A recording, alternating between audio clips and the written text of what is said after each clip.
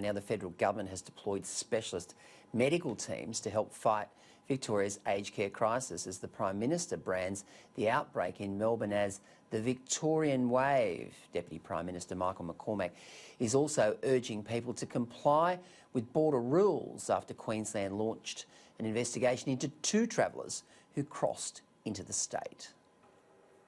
Well, Deputy Prime Minister Michael McCormack joins us tonight on Sky News Across Australia.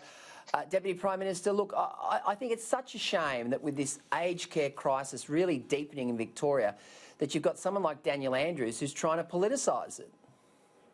Well, it is unfortunate because we've been very conscious right the way through since COVID-19 first became a household word across Australia back in late January, February, that we didn't want to play the partisan politics. We wanted to, as best we could, Scott Morrison and I and the rest of the federal team, to be all-inclusive, to make sure that the states had a say around the National Cabinet table, to make sure that their views were heard and to make sure that we, put this above politics, because that's what the public expected. This is a global pandemic. It's not the time to be playing petty politics and those petty political games that sometimes occurs.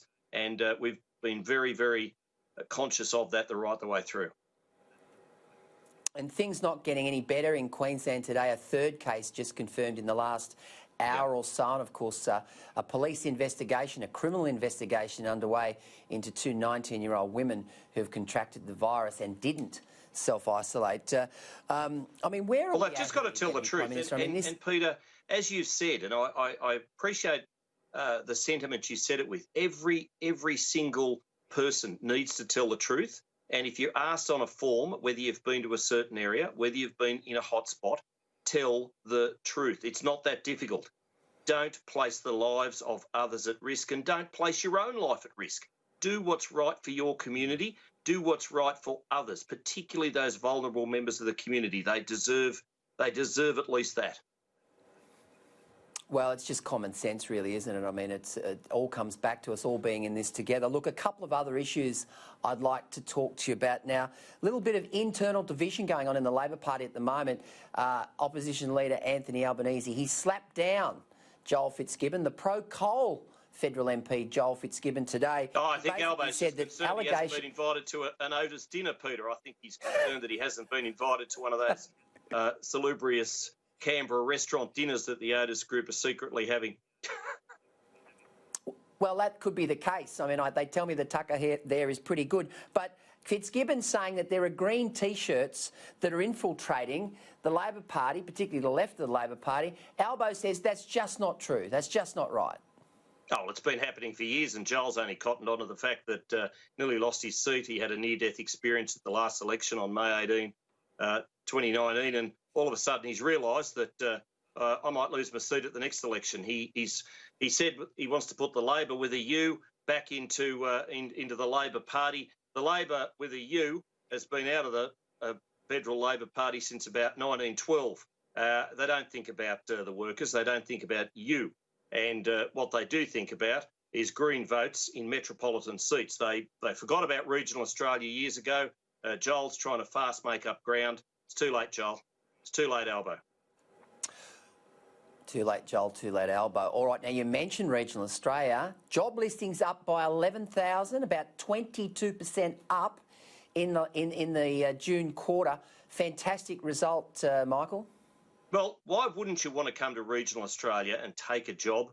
Why wouldn't you want to work in a town where you don't have to get caught up in traffic, where there's no smog, no pollution, no congestion, 7 minutes to work on, that's getting 2 red lights, on a bad day. And there's jobs out here, well-paying jobs, very friendly people. I always say these towns, whether they're a regional capital or a smaller town, the size of Narrabri and Aranda or one of those particular centres, they're big enough to get a good cup of coffee in, but they're small enough to still care, and that's so important.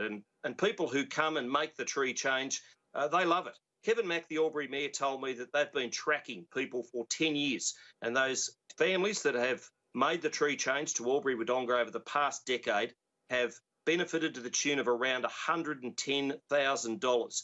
that's significant. That's money in people's pocket to be able to spend on the things that they want to do, and they can still have the lifestyle that they had in Sydney, Melbourne, or wherever. All the capital city benefits, but with country living, country ambience, country atmosphere, and friendly country people. Now, many of our viewers are citrus growers and they derive their income from the citrus growing industry. They're having a few dramas at the moment. They can't get workers for a whole range of reasons. Now, you've even broached the subject of out-of-work locals being the answer when you consider that just 8% of the fruit pickers in this country are actually Australian. Yeah, look, it is a problem, and whether it's fruit picking, whether it's a number of jobs in agriculture, we do rely on those overseas workers. We do rely on those backpackers. They're fantastic people. They contribute mightily, and they leave a lot of money in Australian tills too, Australian small businesses. But we do need them. But we also need Australians to be able to take those jobs when they are available. And, Peter, they're certainly available now. So I'd suggest that people go onto that Farm Hub website, have a look where there are jobs available. It might be hard work, but nothing wrong with a hard day's work. Plenty of jobs there in the Sunraysia area. Anne Webster will, I'm sure, if somebody rings her office, I'm sure she'll put them to where they need to go, and they'll be doing a good job. They'll be getting well paid for it, and for many of those university students or the like who are looking for a bit of extra work, a bit of extra cash, then there's plenty of jobs there.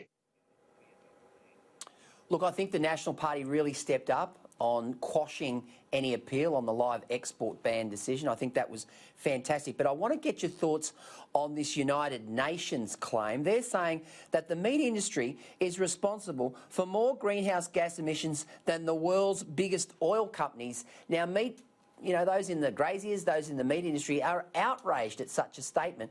Has the UN got this hopelessly wrong?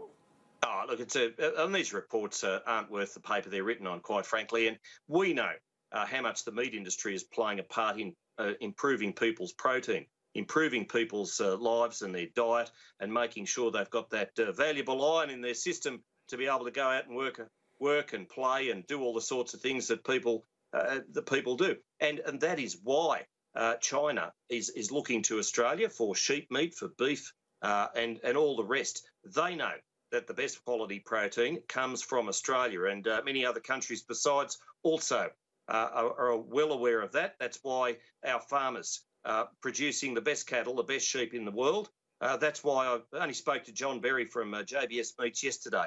He's excited at the trading opportunities, exciting at the opportunities that are being provided by our national herd increasing after years of drought, but also a bit concerned, of course, about the situation in Victoria with COVID-19 and what it is doing in meat processing plants. But rest assured, our beef, our quality sheep meat is the best in the world, and pretty proud that I come from an area where Junee sheep meat is one of the most tradable commodities in Australia.